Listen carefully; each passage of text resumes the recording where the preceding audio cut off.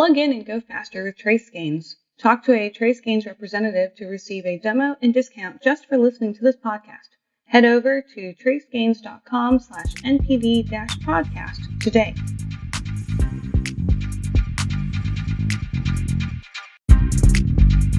Upcycling as a food mission is near and dear to my heart, and this season is spending a lot of time featuring some of the original founding members of the Upcycled Food Association, a new trade association founded in October 2019. COVID-19 has, in some ways, opened up opportunities to enable us to think carefully about the food waste we create through our strict cosmetic standards, over-purchasing, and challenges to use up ingredients once they start aging. There are many holistic ways we can view the system, from bringing back basic kitchen craft to innovative packaged foods that have found ways to use the less than perfect products. You'll hear from two such brands today. My first guest is Amy Keller, the co-founder and CEO of pureplus. They're a startup with a vision to use fruits and vegetables to improve the nutritional health of the planet. pureplus is a founding member of the Upcycled Food Association and addresses food waste by upcycling unharvested fruits and vegetables into nutritious powders that can be incorporated into all sorts of finished products. They also launched their own CPG into healthy candy wafers, which provide fruit and vegetables in every bite. Amy references Drawdown, a New York Times best-selling book about climate solutions, and the actions that she and her partners decided to take to help address wasted foods and vegetables that are lost due to short shelf life and cosmetic imperfections. Well, welcome, Amy, to the Peas on Moss podcast. It sure is nice to have you here to talk about your work with the Upcycled Food Association and about your brand specifically with pureplus. So let's lead it off with Amy. Would you tell us about your company? Absolutely. So my name is Amy Keller. I'm co-founder and CEO of pureplus. We're a startup with a vision to illuminate the power of fruits and vegetables to restore the health of people and the planet.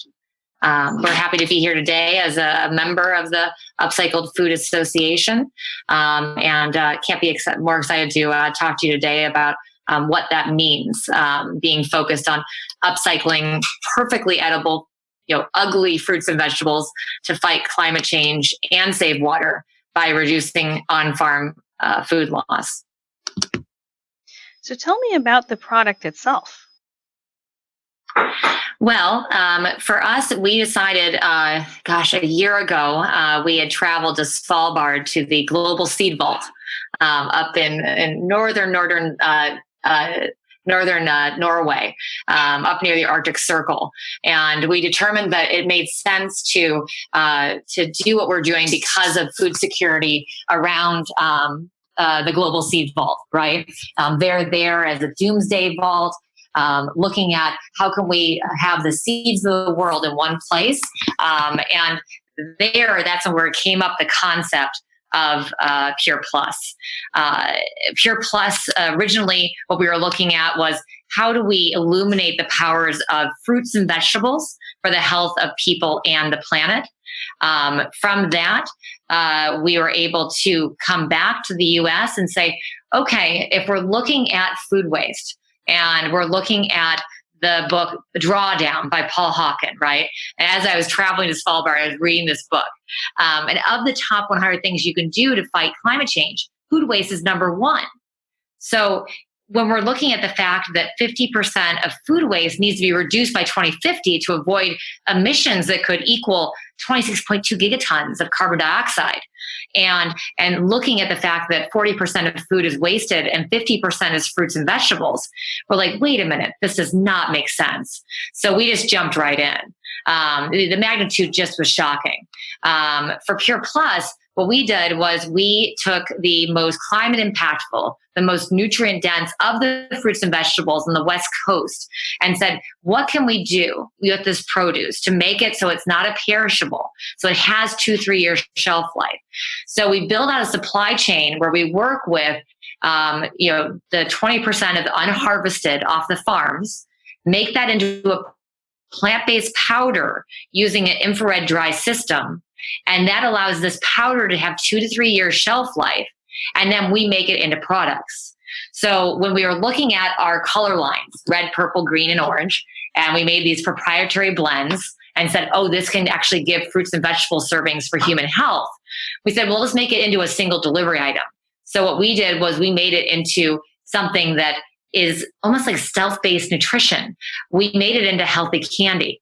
So now we have this healthy candy wafer that every time you're eating it, you're getting fruits and vegetables. So that's just one example of a way that we made a consumer brand that then could, in a way, be a global social impact to food waste, talk to climate change, talk to getting people to eat more of their daily fruits and vegetables, because only 1 in 10 are as of today, but getting it through imperfect produce. So that's just a little bit about the product, but really where it came from. So do you have both? You have the healthy candy, kind of stealthy nutrition. I really love that phrase. And the fruit powders? Or do you focus on the healthy candy specifically? The healthy candy specifically. That's our consumer-based brand. The powders currently are used to make the candy. I know a vision in the future, our hope is to become something that can be B2B, where we can sell it to others and replace sugar and filler. So our holding company is pureplus. Pureplus, it has that idea, that opportunity that we can be put into beverages and bars and all these other things. Then there's the other side of the coin where we're like, let's make phase and put this up on a consumer site so we can start pushing it out to the global citizens at large and say, you should know about this. This is an $80 billion global market in candy. And this is a way for you to get something healthy, but also get your indulgence. Yeah, I love that. It's such an effective way to engage the consumer and invite her into the conversation and being part of the solution by giving her a food she already wants and craves, and then highlights the ways that your product is helping create a solution versus not helping the solution. I don't want to say that we're part of the problem if we're not part of the solution, but in some senses, there's a bit of a call to action I'm hearing from you through understanding how we can address climate change by controlling our food waste. And I'm wondering, when you looked at the fruit, and you mentioned that there's 20% of produce that is unharvested and doesn't actually make it to the market. Can you tell us a little bit about what that issue is? Why is 20% not being harvested? Because it's imperfect. So unfortunately, the standards in groceries are so high and by these vendors that they're wasted. So you look at things like a banana, most widely consumed fruit in the world, and for good reason. It helps lower blood pressure and reduces so many things. But there's one problem. Bananas are the most wasted product overall in weight and have the highest climate impact because there's so many regulations on the size, the shape, the color, you name it. And so we see so many different problems to the food supply chain. Food waste, the causes are many. It's from spoilage to transportation to economic limitation. And so I think there's a lot of things that you can look at and say, well, wait a minute, this doesn't make sense, right? So I think the problems can be associated with food loss and waste can be structural, where it's bad weather, poor roads, improper packaging, also especially inadequate refrigeration in the distribution system. But it can also be around problems that are economic and cultural. Food too expensive to be purchased, so it sits in a warehouse, it sits on the farms, foods that aren't unprofitable to harvest. A lot of times for the farmers, for them to pick that part of the harvest that is imperfect, it's better for them to just lose it on the field, which is unfortunate. We'd rather see them be able to harvest their entire 100% than have that 20% go to waste. So I think there's a lot of ways to look at this from food companies and farmers and how to play a role in the agricultural system. And to your exact point, since there are so many different factors to address, and you chose to look at fruit, you looked at a way to, um, you know, take a highly perishable product and make it imperishable um, first, or shelf stable first, and then to develop a consumer product after that. How did you even choose which direction to go, which focus to pick on? I think, just from the standpoint of a big picture, you're a startup. You're a female entrepreneur. You're getting out there and letting people know about this. I think it's probably a combination of those advisors and investors that said, this is the best way to go. This is the way you can amplify. This is a way you can scale. So yes, we started off looking like, in a way, a B2B. How do we get those powders into other things? And then from there, we realized we can get the impact campaign in front of more people, and educate more people around this by being a consumer product. So we can talk about what fruits and vegetables do for people and planet. And then, oh, by the way, we sell this product, and then it has something that they can hold on to, something that then they can realize. So I think that was what made sense to us. I think when we determined, Kevin Wall, Sue Smalley, and I, when we were in Svalbard, we decided if there is a business we're going to start, it had to make a contribution to the world and make a positive impact on people's lives and health. And since food is the number one cause of poor health, people are overfed but undernourished, calorie rich but nutrient poor, and fruits and vegetables are the most wasted product and having the highest climate impact. It just made sense for us to create something that combined the two with the pureplus products to give these servings of fruits and vegetables in an affordable and accessible way. So our focus is our producers, right? And it's the resilience of these ecosystems that produce our core ingredients. But we also want to make sure that we're helping humanity at large around something that can have such impact in people's lives. And since you're in a startup stage, why did you get involved with the Upcycled Food Association, which is also in its own startup stage? Why was it important to get involved as soon as the association formed? Well, there's many of us that are a part of this because we are part of the ReFed Global Innovators group. So that group allowed us to get to know each other. And there's some of us that are doing things around energy, some around food, all sorts of ways of upcycling, right? So through that, we already created our network. This association allowed us to come together that we're looking at food products. And I think, today we're facing an era where humanity is going to shed those brands whose products do not solve a need, fail to commit to fix a cause, that really don't fuel movements to bring people together. And so by collaborating with all the stakeholders, and that's the best thing about associations, is they're looking at government, nonprofit, corporate, and the global citizens and saying, how do we make this a global movement around this intersection of food and health and the planet?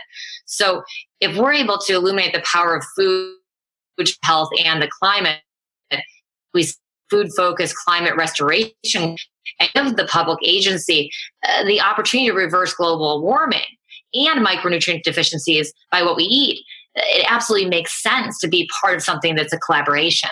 And I think entrepreneurs, we're the ones that are so good at saying, we don't want to do things over again. We want to take the best practices and grow and scale. And it's so much easier to do when you've got partnerships. So I think that's probably what I looked at when when our company joined. I want to talk a little bit about kind of the future state with B2B. A lot of the people who listen to Peas on Moss are product developers and research chefs, people in the food supply chain process.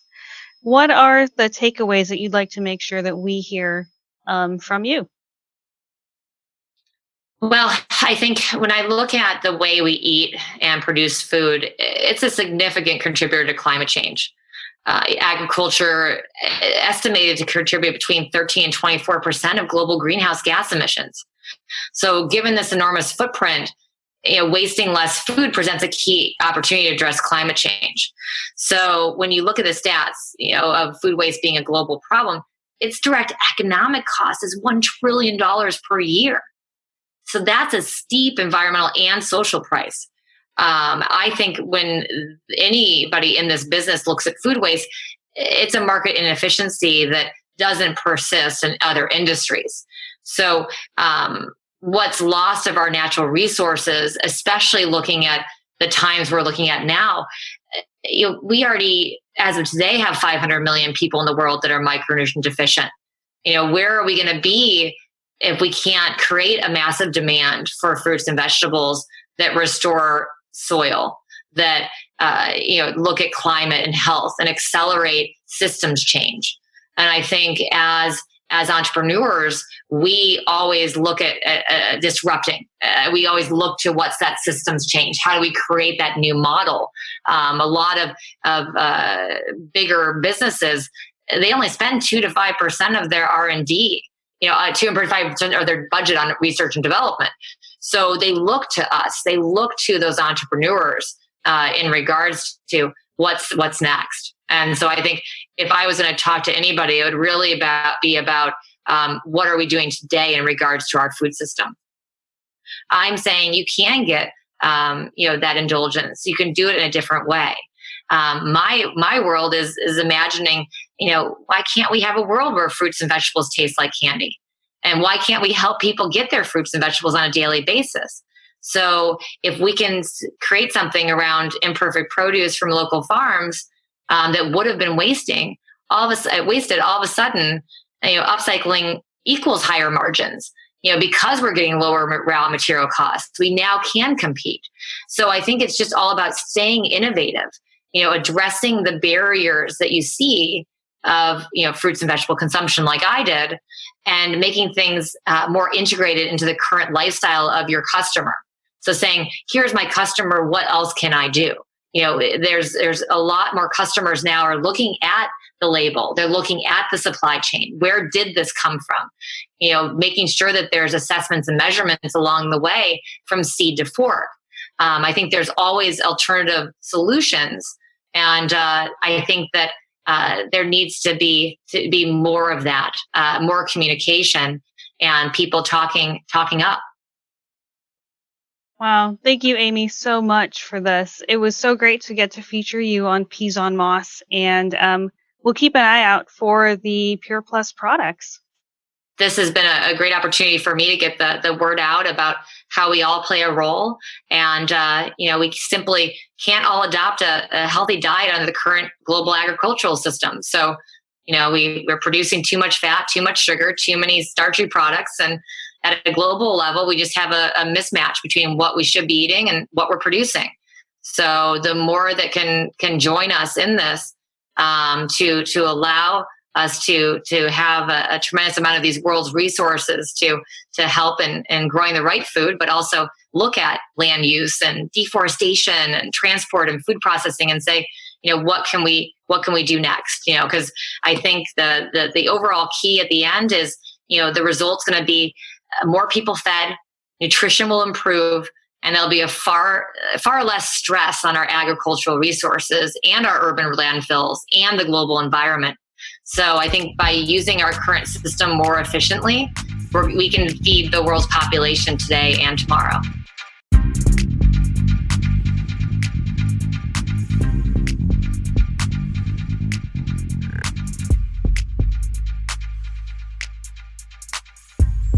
Discrimination of humans has no place in our lives and our industry, and because each of us plays a role in shaping the future, we must be committed to rooting out injustice and working together to provide even footing for every human within the system.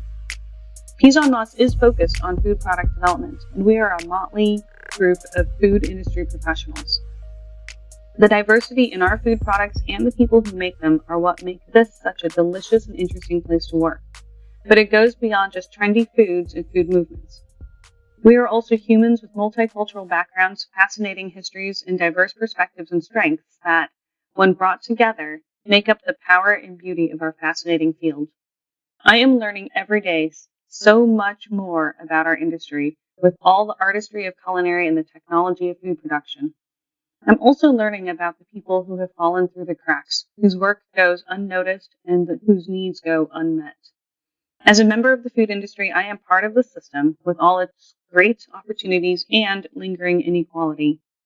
As we continue to learn from each other through this podcast, would you also join me in your individual and industry efforts to push for a more equitable world, where good food can be accessed by all, and where we expect the best from each other?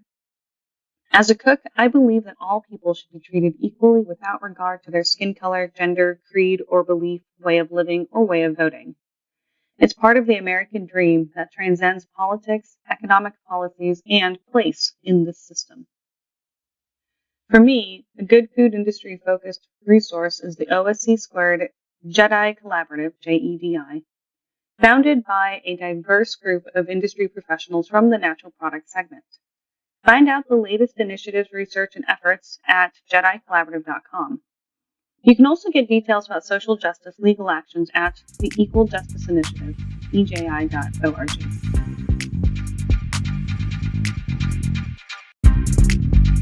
My next guest is Kayla Abe from the Ugly Pickle Co., whom I met at the San Francisco Ferry Plaza Farmers Market through Chef Phil Sineski. Shout out, Phil. They upcycle pretty much any cosmetically imperfect food from the farmers markets into delicious and zippy pickles.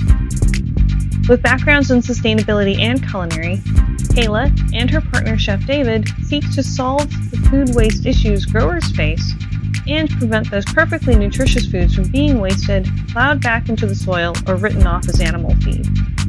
In our call, Kayla describes the heart of the mission of upcycling foods and shares the incredibly resilient mindset that several Upcycled brand founders share. Look into our system, observe the challenges, create a solution.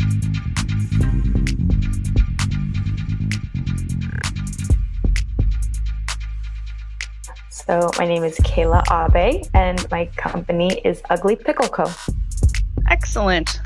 Well, welcome, Kayla, to the Peas on Moss podcast. It is truly a joy to have you on the show to talk about the Ugly Pickle Company. Oh gosh, I'm so happy to be here. Thanks for inviting me. Oh, my pleasure. And I do have to say, because Phil does listen to the show, we are connected through Chef Phil Sineski from Regrained. Shout out, Phil. Thanks, and yeah, thank you for your enthusiastic introduction. It was really so much fun to have met a year ago at a farmer's market in San Francisco.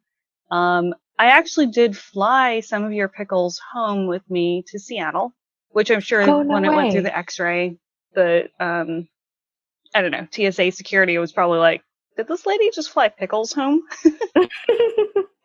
So yes. Awesome. Man, and what a year it's been. You guys were in startup mode. So let's talk. Firstly, tell us about the Ugly Pickle Co. Yeah, absolutely. So at Ugly Pickle Co., we upcycle all types of cosmetically regular produce, farm surplus, pretty much anything you would find across the food waste spectrum that's direct from farms. And we upcycle that into fresh pickles and spreads.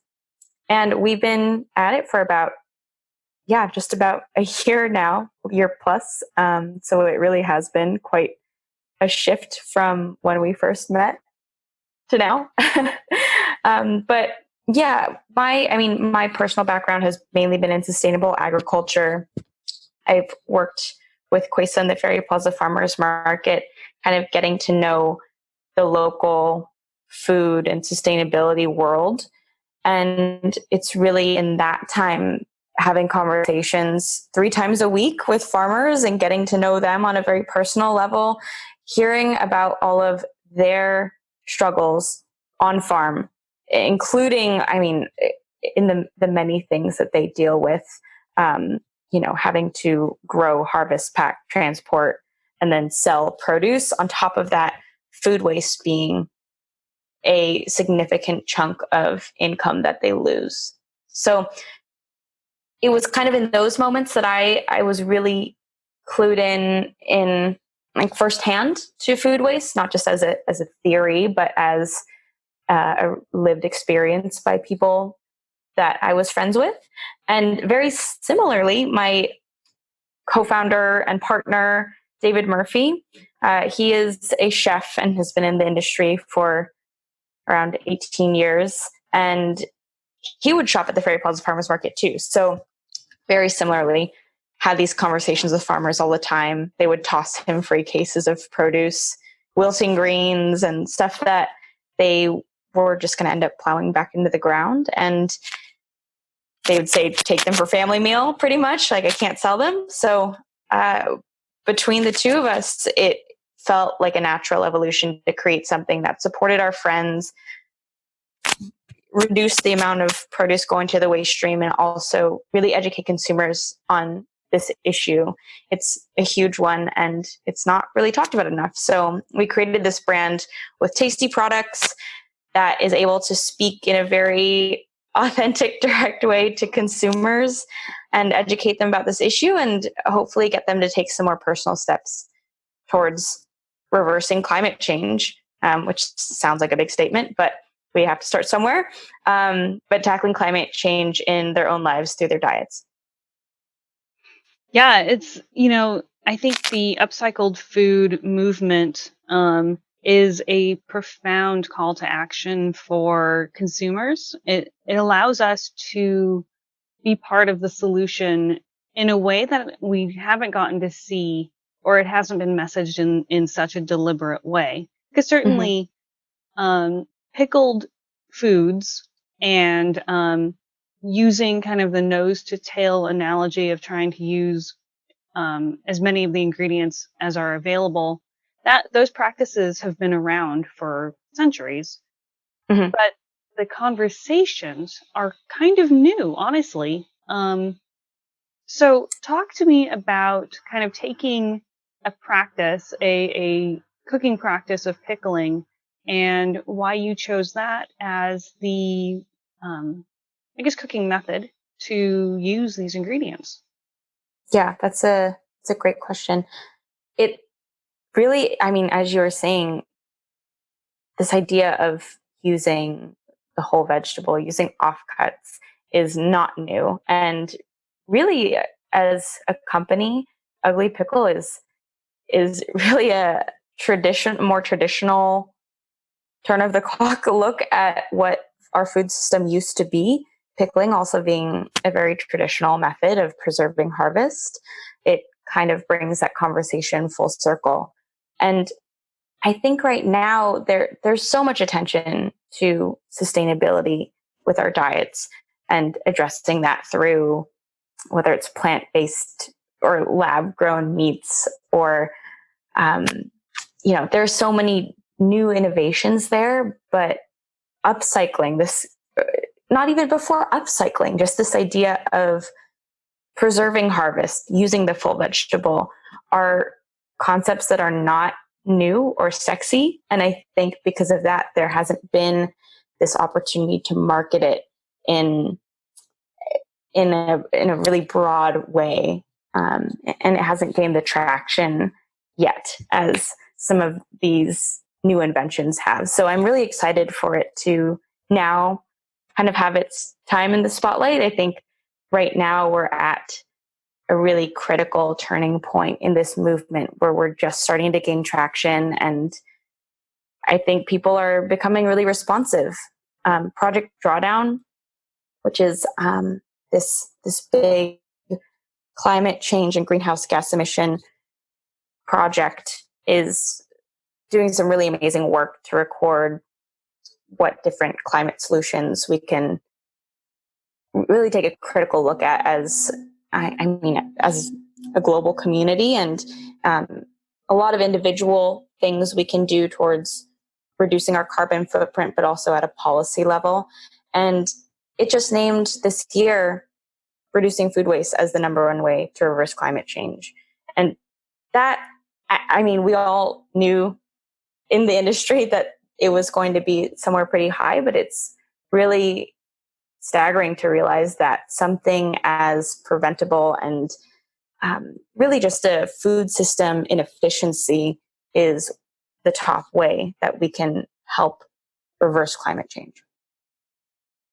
Yeah, it's interesting to see how the current call to action for the consumer really ties back into your own personal journey with understanding the challenges that the farming community has faced, and um, how you chose to address it and working with David and creating the Ugly Pickle company. So it's just funny how we came back full circle to say, oh, this was how you personally addressed it, was how do we create a food supply chain as a consumable product that enables the consumer to shop differently. Hmm. Yeah, we really want to make it easy for consumers to make the choice to do something positive for the environment. I think if there are too many barriers, it's really hard to change consumer habits already. So if we create an the path of least resistance for them to pick up a product off the shelf and know that they are doing something good for the planet and for farmers, uh, that becomes an easy choice for them. And amazingly, a lot of consumers are now more attuned than ever to sustainability and using their diets as a vehicle for environmental change. So, also part of our entire branding of the company, too, we've wanted it to be this kind of fun, silly kind of look and feel. We use a lot of bright colors. We speak very colloquially. And it's been a great way to draw people in a kind of low stakes way to talk about something as big and sometimes scary as climate change. We have found that everything we're doing right now is in service of this mission to reduce food waste and educate consumers. And with this YouTube channel, we're helping people, one, be entertained by our ridiculous videos, but two, use up some of the leftover things in their fridges, things that they don't really care about, wilty greens, overripe fruit, uh, the things that people kind of the biggest contenders for food waste in people's homes that they don't know what to do with, and showing them how they can make some really beautiful dishes at home using some of this leftover stuff. So we've done a lot of pivoting lately, some of which will definitely stick around post COVID, like the YouTube channel, that have been getting good traction. So it's been a really amazing time. I mean, obviously a huge challenge, but um, we've been given this space to create in ways that we didn't have the bandwidth for before all of this happened. Wow. This is incredible. I was trying to jot down all of the different pivots you've done. I mean, you basically described a very complicated tap dance and very optimistically. I mean, I was trying to go with the like toes, staying on your toes. Anyway, Love it. you know, I have been really amazed by the different food entrepreneurs who have come onto the show and how, generally speaking, the in COVID response has been positive. Not always for the bottom line. Certainly, let me acknowledge that this has been very hard on businesses. The outlook has been positive in the sense of the mentality that you've approached it with, the way that you've chosen to be able to pivot your business, and all of the things that you listed are so creative.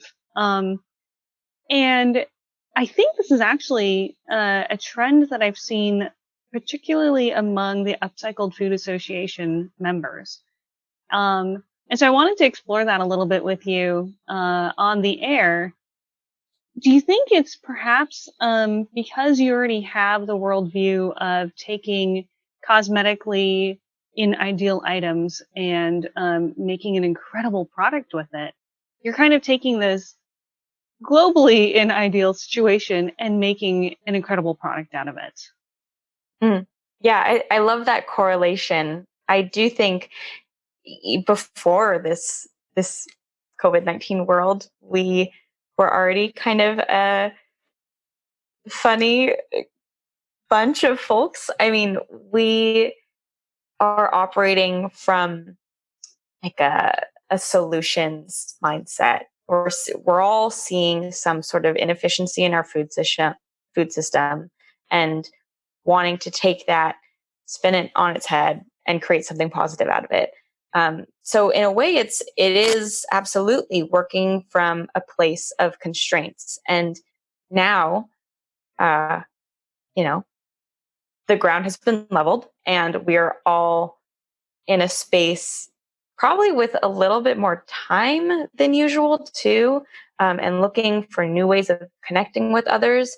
And at least for David and I with Ugly Pickle, we often find some of our best solutions from a place of constraint. And right now, being able to have this space to iterate without any sort of filter has been a huge benefit to us. And it's, I think, too, with the upcycled food community, it's a fairly new industry. A lot of the folks who have CPG companies in upcycled are kind of young brands like ours. And I think the other half of it is that we are too small to give up.